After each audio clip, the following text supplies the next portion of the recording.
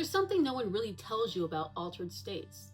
Whether they come from meditation or trance or breath work or psychedelics, when perception expands, noise expands with it. And not everything that appears is meant to be followed. Some things are guidance, and others are just billboards. Before I go any further, I want to be clear about why I'm even talking about this. It's not about tripping harder. I'm not promising enlightenment or psychic abilities. But if you're somebody who's already wired to notice things, intuitive hits, impressions, or just someone who wants to strengthen their precognitive abilities, this is the kind of practice that makes these signals clearer and more usable. It's not mainstream or flashy, but it's for people who want to stay aware while perception changes instead of just getting swept away by it. It's quite common when people enter altered states to assume that the first thing that appears is important. The faces, the symbols, the entities, visions that feel loud and strange or overwhelming. And I've said this before, intensity does not equal truth, and volume does not equal direction. Think of consciousness like a road. When you enter an altered state, the road doesn't disappear. It becomes crowded with signs, neon signs, flashing signs, animated signs yelling, "Look at me." Those are billboards. They're not wrong, they're not bad, they're just not the road. The real skill in altered states isn't seeing more, but it's knowing what not to follow. It's learning how to remain what I kind of call a sober observer while everything inside your mind is amplified. To stand still in the chaos without collapsing into it. And that skill is discernment, and almost no one teaches it. I didn't learn this by accident. When you spend enough time in altered states or in trance, you learn something important. Not everything that appears is there to guide you. Some things are threshold phenomena. Some are perceptual artifacts, and some are your mind testing whether you'll chase stimulation or hold direction. Those morphing faces people talk about, the shifting imagery, and the sudden characters demanding meaning, those are common, and most of the time they're not instruction. They're attention traps. If you follow every one, you never really go anywhere. And here's the difference. Billboards pull your attention. The road does not beg. Real guidance doesn't shout. It doesn't rush you, and it doesn't demand instant interpretation.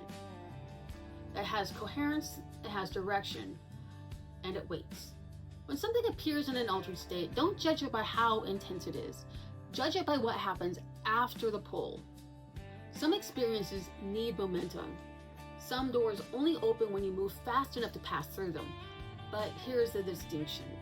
Billboards keep pulling. Gateways pull and then release you. And when something arises, ask, does this pull resolve into coherence, or does it keep escalating? And once I'm there, does my awareness stabilize or keep fragmenting? Does the experience land me somewhere or keep chasing the next layer? If it accelerates without arrival, if it keeps multiplying signals and meanings and symbols, that's distraction. If it crescendos, places you, and then becomes still, you've entered a holding space. And that's not a billboard, that's a room. Real guidance isn't always quiet at the beginning, but it becomes quiet once it's reached. It doesn't demand interpretation, it doesn't keep competing for attention, and it doesn't need to prove itself.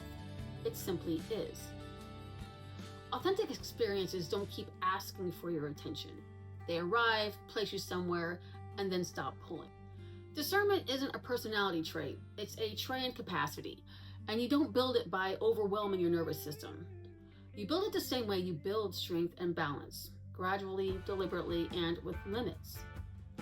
To clear that up more, when using psychedelics, start on a lower dose, and then build. And for meditation or breath-induced trance, go a little lighter on the pineal work. You shouldn't feel too much pressure or throbbing up there. So you start at a level where the observer can still stand, where perception is altered but not flooding, where things are moving but you're not being swept.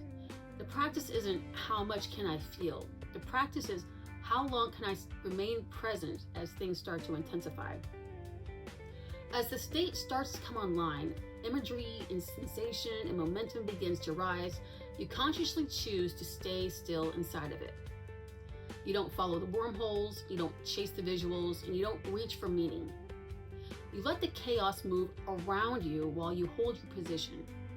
Think of it like holding your breath. Not to push yourself, but to learn where your edge actually is. The moment you feel yourself being pulled, that's the moment the exercise begins. Can you stay for one more breath? One more moment without collapsing into the experience.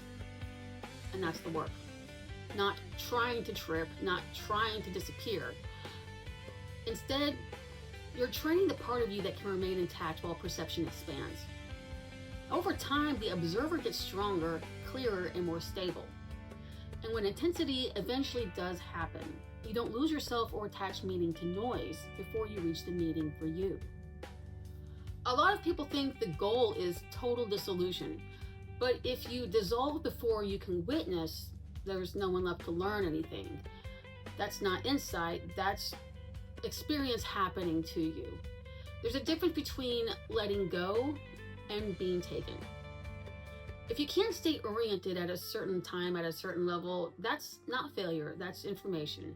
Because capacity matters and respecting is part of the practice. The road doesn't disappear when things get stronger, the billboards get brighter. And if you haven't learned to recognize them in calm conditions, you won't gain any clarity during a storm. This isn't just about psychedelics. We're moving into a world of constant cognitive amplification. AI, immersive tech, infinite information.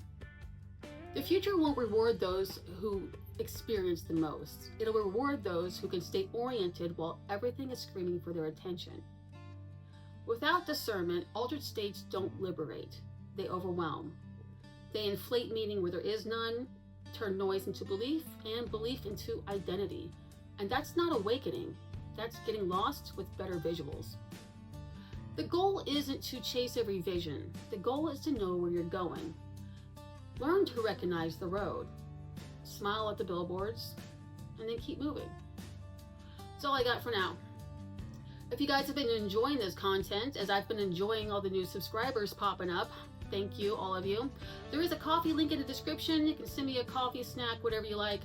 And I will see you guys next time. Until then, stay sovereign and stay weird.